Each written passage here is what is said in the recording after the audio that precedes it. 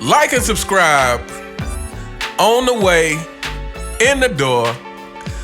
My people, welcome back to Fanboy Fridays. And fanboys. Now you see now, you done fucked up, you know that, don't you? I thought. No, so, you know what I'm saying? That you done fucked up now, you know that, don't you? All right. Before we get into it, I want to thank you all for participating in the poll. Who would dominate more in today's era of basketball? Would that be the Utah Jazz or the Seattle SuperSonics? And the Utah Jazz won 60% of the vote. However, on this one, I think I actually would have to side with the Seattle SuperSonics. Very, very hard choice. Very hard choice. Because I think Stockton and Malone brings a certain consistency of play that, you know, I think both teams would dominate, obviously. But I think the SuperSonics, probably a little more athletic, maybe a little better shooters on average. I think a little more explosive than what the Jazz were. So I don't know. So just my gut instinct tells me that the Seattle SuperSonics would destroy this league. Somebody mentioned that Gary Payton would have a hard time playing defense because of how defensive is played. But to me, I still think that defense, all in all, is about the effort that you're willing to put forth. So while it may be harder to play defense, I still think that guys like Gary Payton, Michael Jordan, guys who were known for being defensive stoppers, are still going to be putting forth more effort than 98% of players today, if not 100% of players today, especially when you're talking about Michael Jordan and Gary Payton. But anyway, so yeah, my gut instinct is to go with the Seattle SuperSonics. So now, let's get into this. Fanboy number one. This is coming from my LeBron James longevity and the GOAT debate video. And fanboy number one says, if MJ had the longevity that LeBron had, y'all would be adding that to the reason he is the GOAT. You said MJ overcame the challenges. However, the reason he started winning is because everyone got old. Larry Bird, Bad Boy Pistons, Showtime Lakers couldn't beat them in their prime. All right, here we go. Fanboy Logic 101. Let's start with the first thing. If MJ had the longevity that LeBron had, y'all would be adding that to the reason he is the GOAT. Fanboy, you are wrong. If MJ had that longevity, that would be just, something you mentioned to acknowledge. The same way that we acknowledge when Kareem was the all-time leader in scoring in the history of the game, people would bring that up to acknowledge that, to put some respect on Kareem's name. It didn't make him the GOAT. It didn't add to his GOAT case. That had nothing to do with his GOAT case. See, this is where a lot of you fanboys, y'all really got it twisted. Because, see, y'all think that MJ...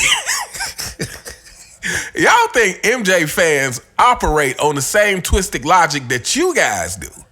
But see, we don't. See, here's the thing. If MJ had that longevity, that would just be something to acknowledge. But what makes MJ the GOAT is his resume, not only his resume, but more importantly, how he achieved his resume. That's one thing that you fanboys don't seem to grasp, is the how is such an important part of the potency of your resume, of the respect that you will receive because of your resume. The how is everything, fanboys.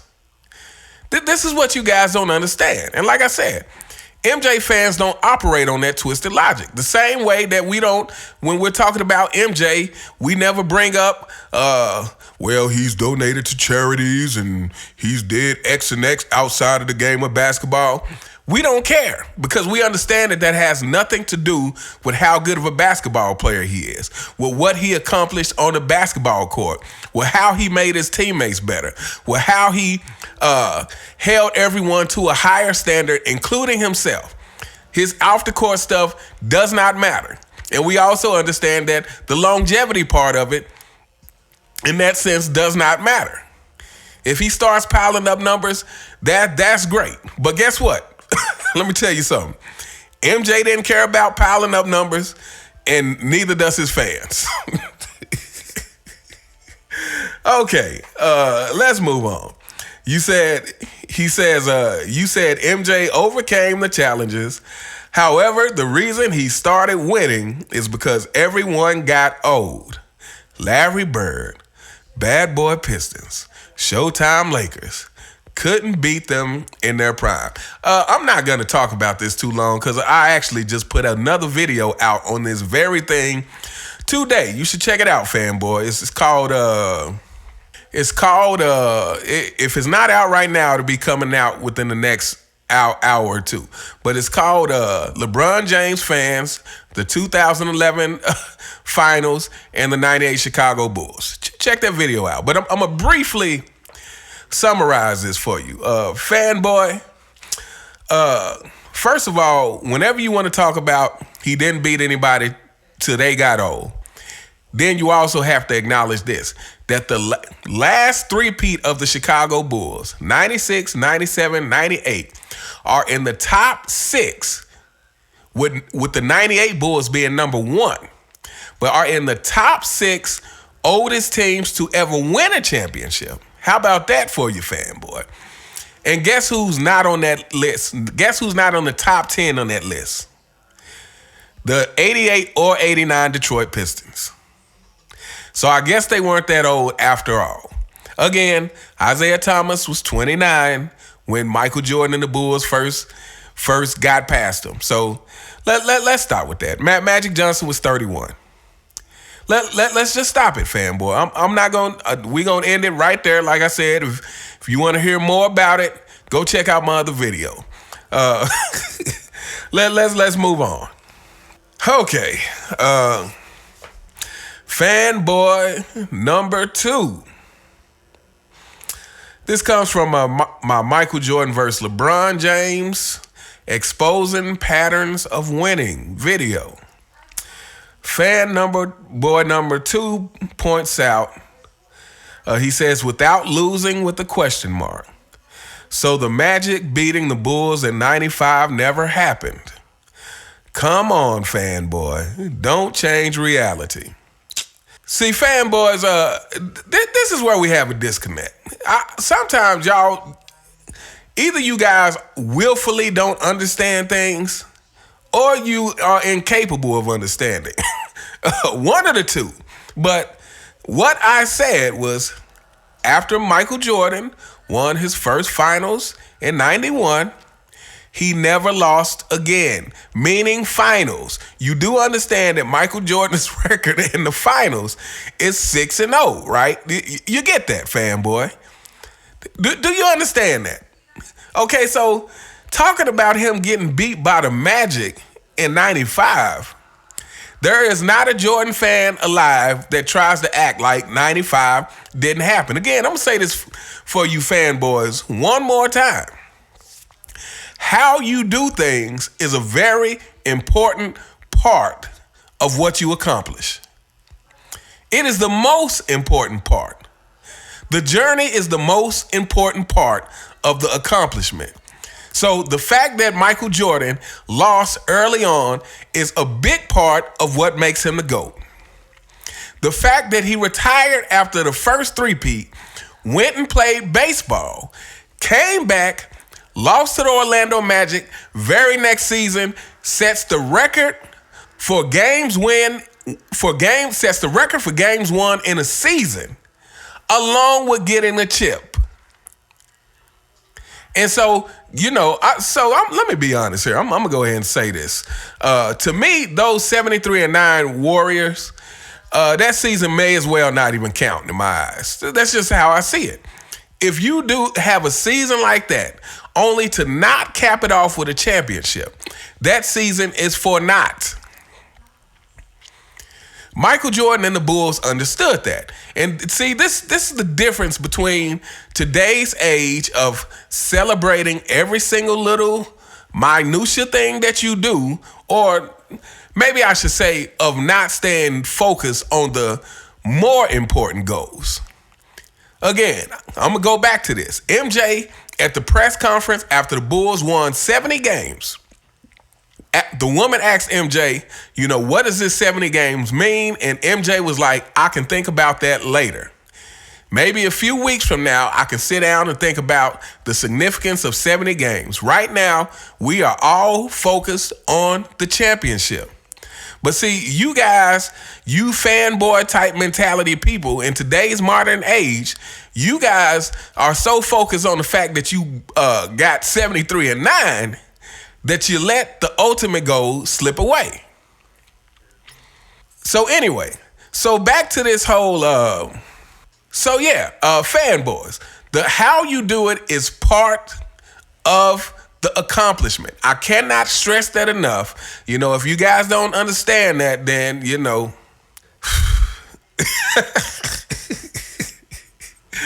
Anyway, for the last time, Michael Jordan didn't lose in the finals. I'm not even sure why I had to explain this one at all. But hey, it is what it is. Let's move on. Fanboy number 3. Fanboy number 3 says, and this comes from my when LeBron James flops, is it both cheating and lying? I'm going to answer that again. Yes, it is. Fanboy number 3 says, what about all the non-calls all superstars have gotten? Man, stop. LeBron a top 2 player at least. Fanboy, I understand that you're in your feelings. I get it. And that's cool because, that's how you operate. But let me explain something to you. A player choosing to fake a foul versus a referee choosing not to make a call is completely different. Now, if you don't understand how it's different, then it's no hope for you. I don't know what to say to you. But again, this goes back to when a player decides to create his own super team versus the organization do it. When you, as a player, make a conscious decision to do that, you are sidestepping competition. You are looking for shortcuts. You are cheating the game. Point blank, period. When you decide to do it, you are cheating the game. I don't know how many ways I can explain this to you guys. Let's say, let's put it this way, fanboys. It is the difference between you working hard to save your money to get the car or house that you want and you stealing it. That's the difference, fanboy. It is the difference between hard work and not hard work. It is the difference between you choosing to take a shortcut or not take the shortcut. Now, let's say if you are saving your money for this car and someone decides to just buy the car for you. Okay, you had nothing to do with that. That was not your decision if someone else decides to buy you this car. However, it is your decision if you decide to steal the car. That is what flopping is. It is trying to steal a call from the referee. It is cheating the game. And referees making non-calls for all superstars is not the same thing, fanboy.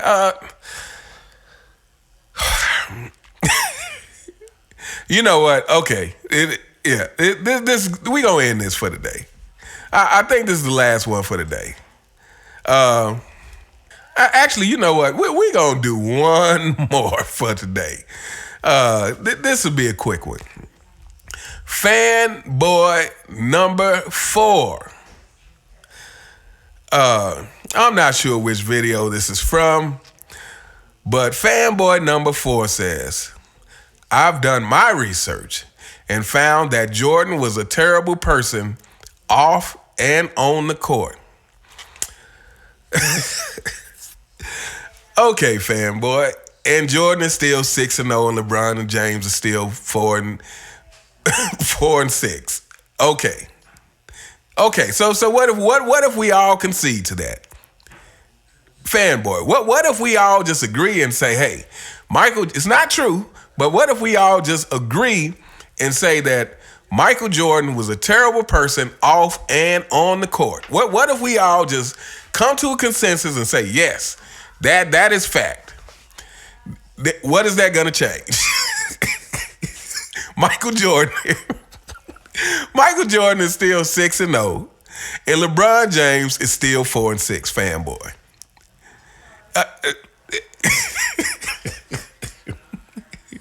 Matter of fact, you know what? I think I'm going to do a video. I'm going to do a video on how actually I believe Michael Jordan was better to his teammates than LeBron James. I'm going to do a video on that because at least Michael Jordan wasn't passive aggressive. And despite Michael Jordan's quote unquote harsh style of leadership, Michael Jordan actually did want to see his teammates win and succeed. But anyway, for today, fanboy, we're going to agree with you. On behalf of all Jordan fans today, I'm going to agree with you and say, yes, he was a terrible person off and on the court, and he's still 6-0, and LeBron James is still 4-6. Do you feel better now? Is that what you wanted? Do you feel better about LeBron James' record now? Does that help you sleep at night? All right, okay. Yeah, that's the last one.